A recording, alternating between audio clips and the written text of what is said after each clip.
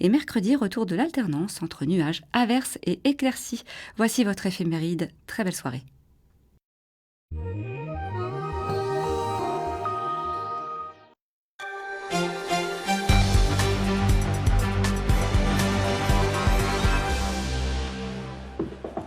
Bonsoir, soyez les bienvenus sur France 3 Pays de la Loire. Nous sommes en direct des Sables d'Olonne, de Port-Olona, le village de départ du Vendée Globe, 8e édition. Regardez ces magnifiques images et vous pouvez apercevoir les bateaux des 29 marins, des 29 skippers, le plus jeune à 23 ans, le plus âgé 66 ans.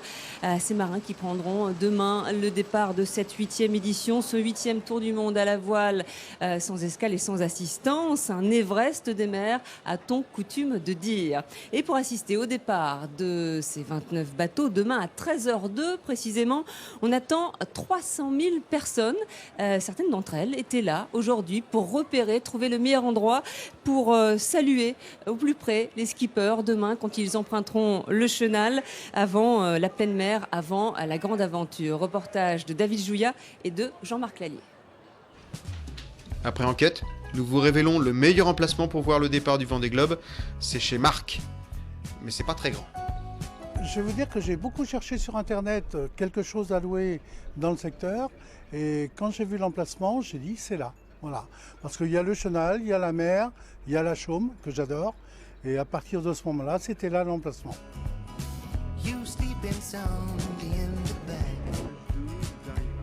Personnellement, je serai sur le ponton, je pense, pour dire au revoir. Et puis, un peu plus tard, dans la foule avec tout le monde, j'essaie de trouver un bon endroit sur le canal pour regarder les bateaux partir. La meilleure place, c'est évidemment sur l'acheter juste là-bas, l'acheter verte que vous voyez là. Le problème, c'est qu'il faut se lever très très tôt, il y a de très bonnes heures, parce qu'il y aura beaucoup de monde dès 5h ou 6h du matin. Après, sur la plage, tout simplement, sur la plage. Et oui, et demain, ce sera noir de monde. Hein. Merci pour ces conseils de ces spectateurs. Alors, une grande partie de ce journal sera bien sûr consacrée au Vendée Globe. Sur ce plateau, Vincent Rioux, bonsoir. Bonsoir. Seul le vainqueur du Vendée Globe va prendre le départ demain, cette année. Bien sûr, le consultant de France Télévisions. Bonsoir François Gabard. Bonsoir. Dernier vainqueur du Vendée Globe, détenteur du record 78 jours, 2h16. On vous retrouve dans un instant, car dans le reste de l'actualité de ce samedi 5 novembre, il y a d'abord Notre-Dame-des-Landes. 3 associations pro-aéroport ont apporté ce matin quelques 270 000 bulletins oui à la préfecture de Loire-Atlantique pour lui rappeler la victoire du oui à la consultation de juin dernier. Une manifestation à 2 jours d'une décision très importante. Lundi, devant la Cour d'appel administrative de Nantes, le rapporteur public préconisera l'annulation totale ou partielle des 4 arrêtés préfectoraux qui autorisent les travaux. Vincent Calcani, Jean-Pierre Brénuchon. 270 000 bulletins oui déposés symboliquement devant la préfecture de Nantes. C'est le nombre de voix en faveur du transfert de l'aéroport sur Notre-Dame-des-Landes, exprimé au mois de juin dernier lors de la consultation citoyenne en Loire-Atlantique. 270 000 raisons pour rappeler à l'État ses engagements, selon les membres des associations présentes. Et pourtant ici, ce que l'on commente avant tout, c'est un avis.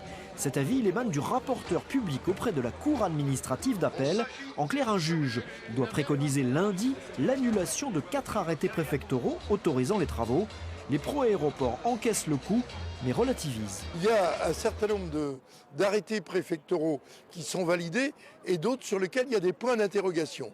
Alors ça peut être soit des annulations pures et simples, soit des observations. Donc on va attendre gentiment lundi que le rapporteur nous le dise. Et ensuite, il faudra que la Cour, devant 6 juges, se prononce. Un juge qui recommande l'annulation totale ou partielle de 4 arrêtés préfectoraux relatifs à la loi sur l'eau et aux espèces protégées. Il n'en faut pas plus aux anti-aéroports pour tendre la perche au gouvernement. C'est une porte de sortie honorable pour tout le monde de sortir du projet en étudiant réellement les alternatives à Notre-Dame-des-Landes. Et je pense que c'est une porte de sortie tout à fait raisonnable et qui permettrait à la fois de s'en sortir par le haut pour le gouvernement et en même temps de pouvoir prouver que ce projet n'a plus de raison d'être. Lundi, les 6 magistrats de la Cour administrative d'appel entendront les avis, mais leur décision ne sera connue que plus tard. Au vu de la complexité du dossier, les experts des 2 camps s'attendent à une réponse à la fin du mois de novembre. Et nous avons profité de la présence de Jean-Marc Ayrault, l'ancien maire de Nantes, ministre des Affaires étrangères, sur les pontons ce matin pour lui demander ce qu'il en pensait. Écoutez. Il faut laisser le tribunal de la Cour d'appel se prononcer. Il n'y a pas de pression à faire, ni dans un sens ni dans un autre. Le tribunal administratif en première instance s'était prononcé favorablement après un recours aux arrêtés préfectoraux. Donc ce projet, il a une longue histoire. Et en même temps, il y a eu récemment un référendum qui a, à une très large majorité, approuvé ce projet. Donc ce projet va continuer sa route, quelles que soient les vicissitudes. Et c'est ça l'essentiel. Un chiffre, cette année, 25 hommes et femmes sans abri sont décédés dans les rues de l'agglomération nantaise, comme chaque année pour rendre hommage à ces sans-abri. Une cérémonie était organisée par plusieurs associations. Elle se tenait ce matin à la chapelle du CHU de l'Hôtel-Dieu. 300 personnes sont venues leur rendre hommage. Denis Leroy, Boris Vuache. Yann, Jean-Thierry, Yvon. La liste des prénoms s'égrène, des hommes et des femmes, des anonymes morts dans la rue, ceux que l'on désigne communément par le sigle SDF. Cette cérémonie à Nantes leur est destinée. 300 personnes ont répondu à l'appel. 25 personnes de la rue qui décèdent, c'est beaucoup parce que ça représente un peu moins de 10% de la population des gens de la rue de Nantes. Ils ont vécu dans l'ombre, ils ont vécu dans la rue, les gens les ont ignorés. Et il faut qu'au moment où ils décèdent, on rappelle qu'ils ont fait partie de la communauté des vivants. L'hommage a lieu dans une chapelle, mais elle rassemble au-delà des religions. Les mots de réconfort sont puisés dans l'action quotidienne des bénévoles de l'association d'accompagnement des morts de la rue. Ils sont parfois les derniers présents lorsque la famille est absente ou éloignée. Tout au long de l'année, je côtoie les gens de la rue à Braine-Cosette. Et c'est un déchirement quand ils partent, quoi. Donc là, c'est le dernier hommage qu'on peut leur rendre. Donc je tiens à être là. Pour mon cousin qui était dans la rue et qui a été assassiné il y a 2 ans. En hommage à lui et à mon mari que j'ai perdu il y a 7 mois. Fidèle parmi les fidèles, la chorale nantaise connue dans la France entière, au clair de la rue, est venue aussi. Elle qui chante solidairement à longueur d'année pour les exclus.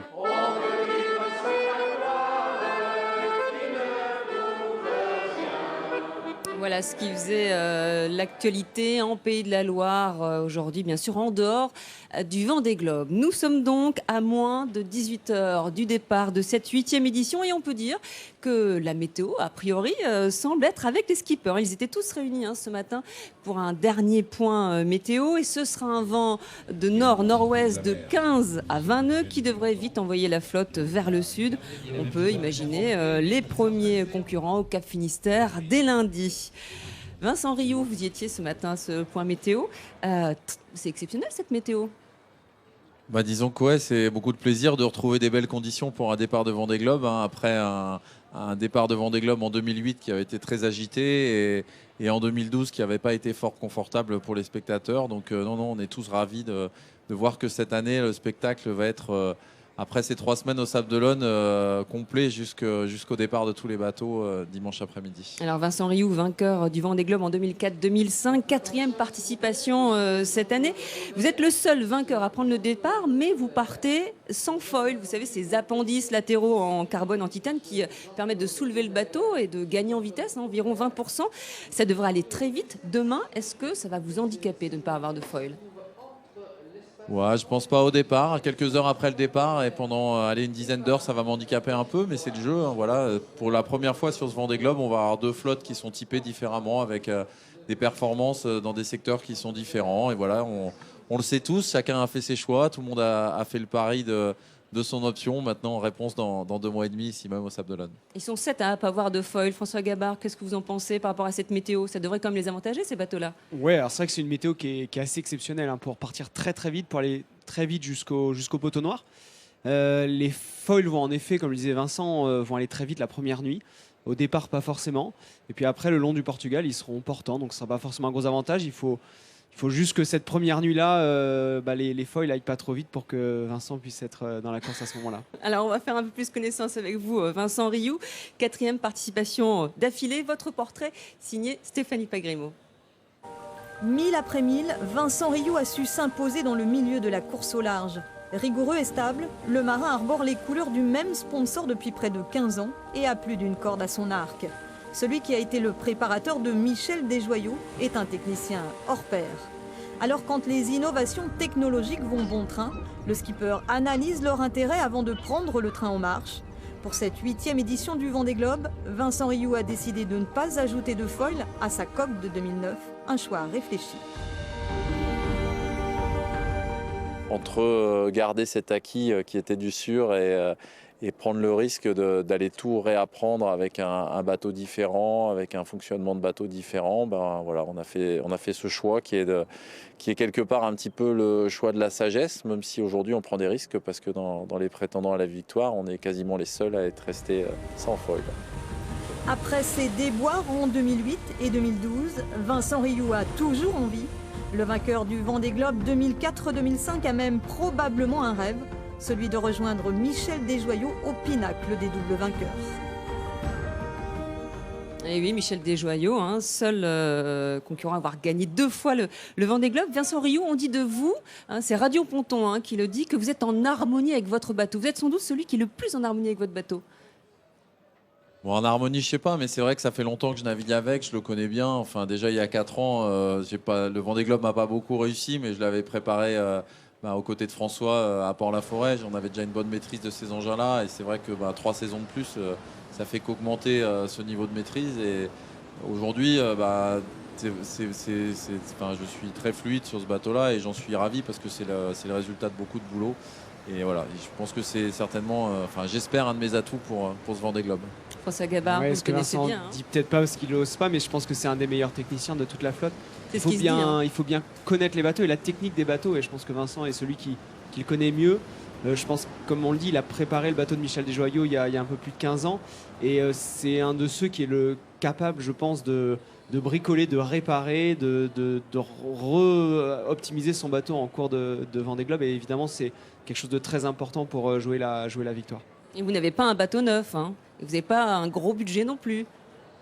Non, c'est le projet que j'ai avec PRB depuis des années. Il a cette particularité, c'est qu'on est un petit peu les poussés des gens qui jouent les petits poussés des gens qui jouent la performance sur 15 le ans que vous avez le même sponsor quand même. Exactement, c'est rare, des gens incroyables, voilà, des gens qui ont vraiment une dynamique très forte autour de cette course, autour de ces bateaux, et grâce à leur fidélité, et grâce à toute l'expérience que j'ai pu acquérir et que mon équipe a pu acquérir, ça nous permet aujourd'hui d'être ici au départ avec des prétentions, sans avoir un budget démesuré, bien sûr.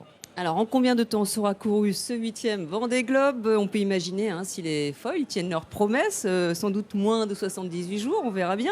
Mais on peut dire au moins que les skippers vont passer au moins 3 mois, voire 4 mois et demi en mer. C'est long, c'est très long pour les skippers, c'est long pour leur famille. Ce sera sans doute un peu plus difficile pour Arnaud Boissière, le skipper des sables, puisqu'Arnaud Boissière s'est marié le mois dernier et il a eu également un petit garçon. Reportage d'Élodie Soulard et de Damien Ravelot. Tous les midis, c'est le même rituel au chantier d'Arnaud Boissière. Loin de l'agitation des pontons, il profite de sa famille. Et le 7 octobre, Léo est venu l'agrandir. Julia, son épouse, s'est donné une mission pendant que son mari fera son tour du monde. L'idée, c'est que je fasse moi mon carnet de bord à terre et que lui fasse son carnet de bord en mer, et puis qu'à la fin, quand on se retrouve, on puisse échanger tout ça. Parce qu'effectivement, il va se passer plein de choses qu'Arnaud ne verra pas en direct. Allez, salut Les mails quotidiens, les Skype et les coups de fil hebdomadaires accompagneront Arnaud Boissière pendant son aventure. À la veille du départ, la jeune maman est sereine pour les 3 mois à venir. Aujourd'hui, je pense pas au pire, je pense à tout ce qui me fait partager, ce qui me fait rêver. Je remercie de nous faire vivre par procuration, donc à moi, et puis maintenant à moi et à Léo, tout ce qu'il va aller voir, lui, il va nous le retranscrire, donc c'est ça qui est magique. Je suis pas bon tombé, Mais il n'y aurait pas le pied marin, ce petit Léo? Dans l'histoire du Vendée Globe, c'est une des premières fois qu'un skipper part seulement quelques semaines après la naissance de son enfant. Moi, je vais partir avec un petit longe qui aura mis un petit peu pour avoir son odeur. Lui, pareil, je lui laisserai un t-shirt ou une polaire que j'aurais mis quelques jours avant. Et puis voilà, c'est sûr qu'en 3 mois, il aura beaucoup grandi, donc ça fera bizarre. Je pense que le plus dur sera peut-être l'émotion au retour. Julia lui a aussi préparé une surprise sur une clé USB qu'il ne découvrira qu'une fois seul à bord. J'aime pas trop avoir des photos dans le bateau, quelle qu'elle soit. Donc j'aurai plein de petites photos, je les connais pas toutes d'ailleurs, qui seront dans mon ordinateur et de temps en temps j'irai les voir. C'est pas une nostalgie, au contraire, c'est des moments où, au contraire, où des moments de doute, je regarderai les photos et je me dirai ça me donnera une motivation supplémentaire de les voir. Le skipper veut que son fiston soit fier de lui plus tard. Il aimerait boucler son tour du monde en 90 jours. Aujourd'hui, il y a des risques, mais moins importants qu'il y a quelques années. Les bateaux sont plus sûrs, plus extrêmes, on est mieux préparé. Mais bon, c'est sûr qu'on est tout seul au bout du monde. Je penserais forcément aux petits en disant fais gaffe, ou au contraire, vas-y, c'est le moment pour justement faire des belles choses. Dès le lendemain du départ de la course, Julia et son bébé partiront dans sa famille dans le sud-est de la France. Ils reviendront au Sables-d'Olonne début février pour accueillir leur héros. Vincent Rioux, c'est difficile, mais c'est le métier qui veut ça. C'est comme ça. Bah ouais, c'est ça, hein, c'est un choix. Enfin, je veux dire, on a la chance de vivre notre passion. Maintenant, c'est comme tout le reste, hein, c'est pas gratuit. Il y a quelques. Vous emmenez des choses que votre famille vous a données ? Ouais, j'amène des choses. Ouais, mon bateau a été joliment décoré hier soir par ma famille. Et ouais, on amène un petit bout de cette famille avec nous autour du monde. Mais ça fait partie du truc. Moi, je dis toujours que j'ai eu cette chance. Mes enfants, ils n'ont toujours connu que ça. Alors, de temps en temps, ils râlent un peu parce que toutes les vacances de la Toussaint, c'est un départ de course. Alors, c'est soit Le Havre, soit Saint-Malo, soit les Sables-d'Olonne. Mais bon, du coup, ça permet à tout le monde d'être un peu plus détendu. C'est la normalité chez nous, les départs comme ça. Alors, Stéphanie Pagrimo, notre spécialiste voile, nous a rejoint. C'est son 4e Vendée Globe. Hein. C'est votre point commun avec vous, Vincent Rioux, à part qu'elle est le reste à terre. Alors, les 29 skitters partent demain avec les mêmes bateaux, la même taille, hein, les IMOCA, un peu plus de 18 mètres, mais pas avec les mêmes armes. Stéphanie, quels sont vos favoris ? Bateau dernière génération ou palmarès sur cet Everest des mers, sinon reviennent dans les pronostics. Certains disent même que le vainqueur se trouve parmi eux. Vincent Rioux, évidemment, Armel Lecléache, Sébastien Josse, Alex Thompson, Jean-Pierre Dick ou Jérémy Bayou. Vos outsiders ? Il y a moins de pression quand on est outsider. Évidemment, François Gabard en sait quelque chose. Il y a 4 ans. Plus facile. Il faisait partie de cette classe. Alors, il y en a 3, évidemment, qui peuvent créer la surprise. Il y a évidemment Paul Meillat, Morgan Lagravière et Yann Eliès. Et les skippers pour qui cette course sera particulièrement difficile ? Oui, enfin difficile. En tout cas, il y a des aventuriers dans le reste de la flotte qui cachent forcément des marins aguerris pour un défi sportif. Certains sont des récidivistes qui veulent viser le top 10. On va citer quelques-uns, Jean Le Cam, Bertrand de Broc, Nandorfa, Louis Burton. Et puis, il ne faut quand même pas oublier que de toute façon, il faut boucler la boucle. Vincent Rioux, votre pronostic à part vous ? Non, je crois que Stéphanie a bien fait les choses.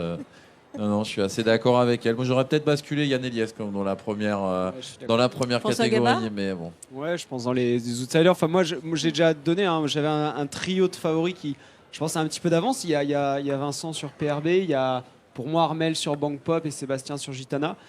Mais c'est pas forcément les favoris qui gagnent. Il y en a un paquet derrière qui peuvent gagner. Je pense que Yann, en effet, fait vraiment partie de ceux-là. C'est ce qui s'est passé pour vous il y a 4 ans. Hein. Vous avez découvert au fur et à mesure de la course. Je ne me mettais pas dans le tiercé. J'avais mis Vincent il y a 4 ans dans le tiercé. Mais moi, je m'y considérais pas. Et je suis la preuve qu'on peut gagner même si on n'est pas favori. Alors sachez, une image, regardez. Sachez que le prince Albert II de Monaco est arrivé tout à l'heure au Sables-d'Olonne. Hein. C'est lui qui va donner le départ demain de ce 8e Vendée Globe à 13h02.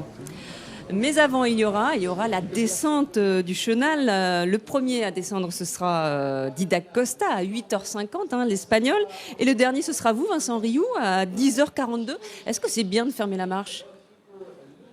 Bah ouais, moi ça me dérange pas. Ça va me permettre de rester un petit peu plus longtemps au chaud. Je pense que j'aurai encore largement le temps de préparer le départ. Jusqu'au bout, jusqu'à la dernière minute. Bah oui, jusqu'à la dernière minute. Il faut profiter de ces derniers instants à terre. Et puis ça évite de passer trop de temps dehors, surtout à faire des ronds dans l'eau avec une flotte qui va être nombreuse. Et puis moi j'aime bien partir au dernier moment. Comme ça, en direct, on est dans la course, on est dans le match, on réfléchit pas. Est-ce que c'est une délivrance après 3 semaines à répondre aux médias, à sourire aux spectateurs ? Ça y est, on y est enfin et on y va.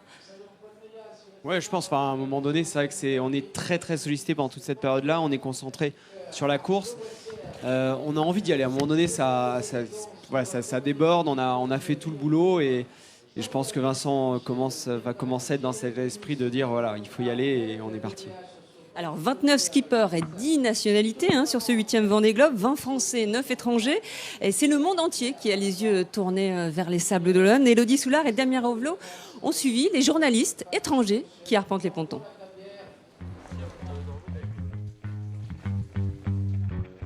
Le Vendée Globe est sous les feux des projecteurs des médias nationaux et internationaux. Presse écrite, télé, radio, web, 1100 journalistes sont accrédités pour couvrir cet événement planétaire. Mais pour beaucoup d'étrangers, cette course à la voile est une grande découverte, comme pour Chris Musler, journaliste au New York Times. Si je suis ici, c'est pour essayer de montrer l'ambiance des pontons, la communion qu'il y a entre le public et les skippers comme Conrad. Je suis néo-zélandais américain. J'ai un sponsor qui est présent partout dans le monde. Et du coup, pour valoriser cet investissement de leur part, c'est important, mais c'est aussi essentiel pour atteindre un grand public hors de la France. Grande nouveauté pour cette 8e édition, la présence de 3 télés japonaises qui suivent l'aventure de Kojiro Shirashi. Nous, on ne connaissait pas du tout Vendée Globe au Japon, donc c'est pour ça qu'on est venu grâce à Kojiro Shirashi, mais c'était merveilleux. Un tel dispositif médiatique, c'est du jamais vu pour l'organisation. On aura 190 pays cette année qui vont couvrir le Vendée Globe, plus de 80 chaînes. Pour cette édition, il y a 4 ans, on était plutôt autour de 60-65 chaînes et un chiffre encore plus important, il y aura 33 chaînes qui demain diffuseront en direct le départ du Vendée Globe. Pendant toute la course, 550 sites internet diffuseront aussi les images fournies par la production. Et qui sait, peut-être que cette année, ce sera un étranger qui gagnera le Vendée Globe. Pour l'instant, il n'y a que des Français qui remportent cette course. Alors demain, 300 000 personnes sont attendues ici au Sables d'Olonne. Ça va être compliqué d'y accéder. Marion Naumann, comment faut-il faire si on veut venir demain assister au départ ? Alors Émilie, ce qu'il faut savoir avant tout, c'est qu'il va falloir se lever tôt, très tôt et s'armer de patience. Vous l'avez dit, le premier bateau quittera les pontons à 8h50, mais dès 5h du matin, la circulation sera interdite sur le front de mer, au port de Plaisance et sur toute la zone autour. Alors si vous arrivez en voiture, le plus simple, c'est d'aller vous garer sur les parkings de grande surface en périphérie. Des navettes bus vous emmèneront ensuite au niveau du port et dans le centre-ville. Mais il y a aussi la solution de venir en train. Des TER supplémentaires sont proposés à un tarif très attractif, 10 € l'aller-retour. Reste ensuite bien évidemment à trouver l'emplacement idéal, le long du chenal par exemple, ou alors sur la grande plage. Et puis si jamais vous êtes agoraphobe, il reste cette solution, aller du côté du Puy d'Enfer sur la côte sauvage pour admirer de loin ce fameux départ. Merci Marion Naumann et sachez que le dispositif de sécurité est très important. Si vous accédez au village, bien vous serez fouillé par des vigiles et pas moins de 500 policiers, CRS, militaires et gendarmes seront présents demain pour le départ du Vendée Globe. Et si vous ne pouvez pas venir, eh bien, ayez le réflexe, regardez France 3 avec une couverture exceptionnelle. Virginie Charbonneau, vous prenez l'antenne dès 8h45 avec Anthony Brulez et Stéphanie Pagrimaud.